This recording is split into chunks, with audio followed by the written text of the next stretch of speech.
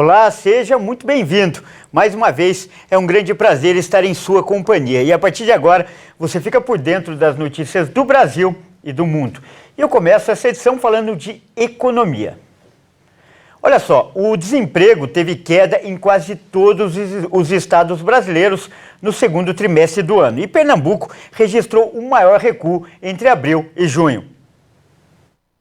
A redução da taxa de desemprego a 9,3% no período de abril, maio e junho, o menor nível desde 2016, foi guiada por 22 estados. De acordo com o IBGE, os demais 5 estados, sendo eles Amapá, Ceará, Rondônia, Mato Grosso e Distrito Federal, registraram estabilidade na movimentação do mercado de trabalho. O estado de Pernambuco registrou o maior recuo da taxa de desemprego na passagem do primeiro para o segundo trimestre, com queda de 3,5 pontos percentuais na taxa de desocupação. Alagoas, Pará, Piauí e Acre também se destacaram, com quedas de cerca de 3 pontos percentuais. As maiores taxas de desocupação ao fim do segundo trimestre foram apuradas na Bahia, em Pernambuco e em Sergipe, e as menores em Santa Catarina, em Mato Grosso e em Mato Grosso do Sul. E de acordo com o IBGE, na comparação anual, todas as 27 unidades federativas tiveram queda significativa na taxa de desocupação. O índice nacional estava em 14,2% há um ano. A pesquisa mostrou também que 73,3% dos empregados do setor privado tiveram a carteira assinada no segundo trimestre de 2022. Os destaques são para os estados de Santa Catarina, São Paulo e Paraná. E o ministro das Comunicações, Fábio Faria, afirmou que o 5G deve chegar a pelo menos 25 das 27 capitais brasileiras até o fim deste mês. Até agora, Brasília, São Paulo, Belo Horizonte, Porto Alegre e João Pessoa já começaram a implementar a cobertura de internet móvel de quinta geração.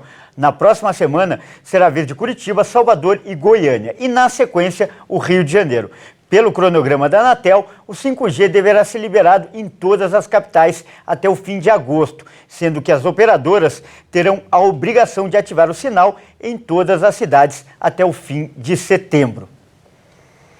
E agora, uma informação de utilidade pública. Termina hoje o prazo para as famílias atualizarem suas informações no Cadastro Único. Segundo o Ministério da Cidadania, a medida evita a suspensão, isso é importante, dos benefícios a partir de setembro. O Cadastro Único é o principal instrumento do governo para a inclusão de famílias de baixa renda em programas federais como o Auxílio Brasil, a tarifa social de energia elétrica, o benefício de prestação continuada, entre outros benefícios. A atualização cadastral de informações é necessária para as famílias que estiverem em situação de averiguação cadastral, ou seja, que tenham alguma discordância entre os dados preenchidos e o cruzamento de informações com outras fontes.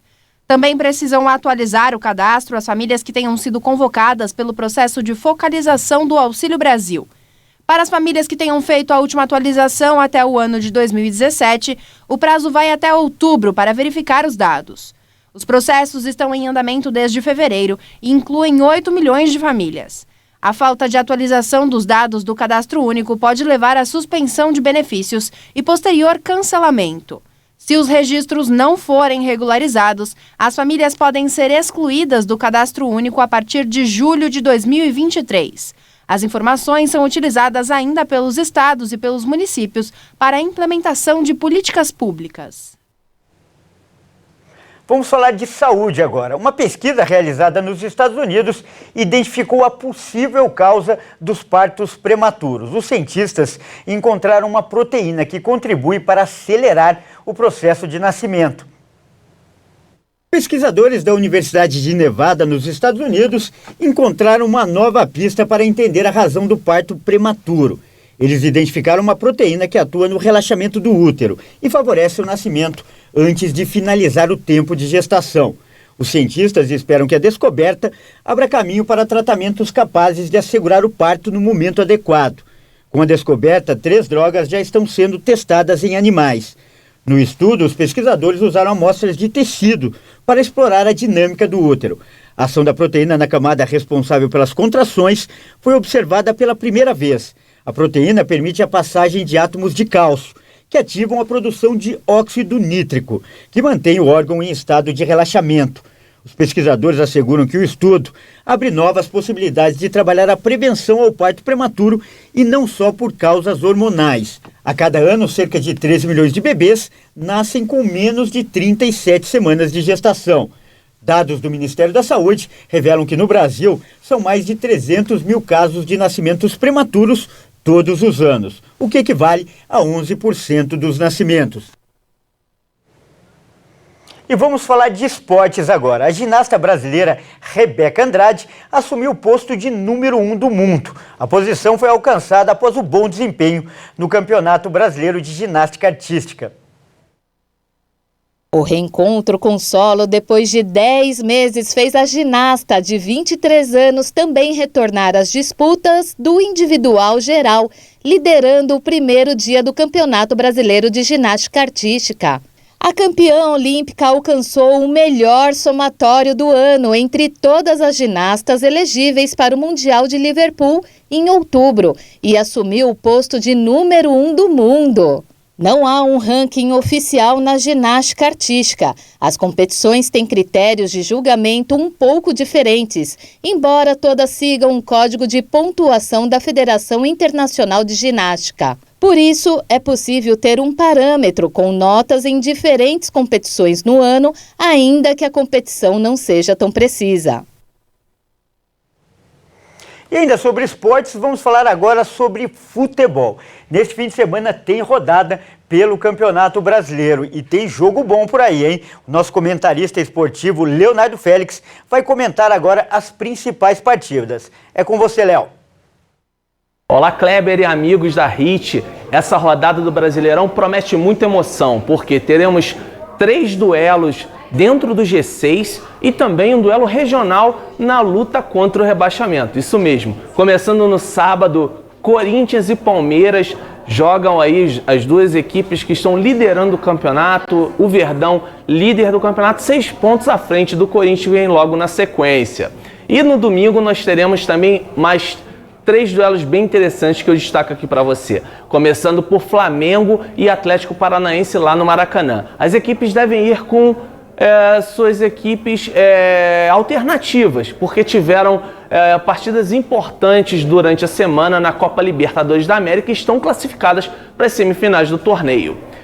Temos também Internacional e Fluminense. O Fluminense que tem jogado um futebol muito vistoso, bem interessante. Paulo Henrique Ganso municiando o ataque e o argentino Cano sendo o artilheiro do campeonato. Então é um duelo que promete, o Internacional querendo se recuperar da eliminação contra o Melgar na Copa Sul-Americana. E por fim também temos o duelo regional. Fortaleza e Ceará, o Fortaleza que ao longo de todo o primeiro turno ficou na zona do rebaixamento e agora vem se recuperando, já é o 17º colocado com 21 pontos, está ali na beiradinha para sair do Z4 e quer ganhar essa partida desse clássico regional contra o Ceará. Ceará quer se manter fora do Z4 ali, tá algumas posições acima. Então escolha aí a partida que você mais gostar, torça para o seu time e aproveite bastante o Brasileirão nesse fim de semana. Grande abraço para você e até a próxima. Obrigado, Léo. E essa edição fica por aqui. Eu agradeço demais pela sua companhia e convido a continuar ligado em nossa programação. Até mais.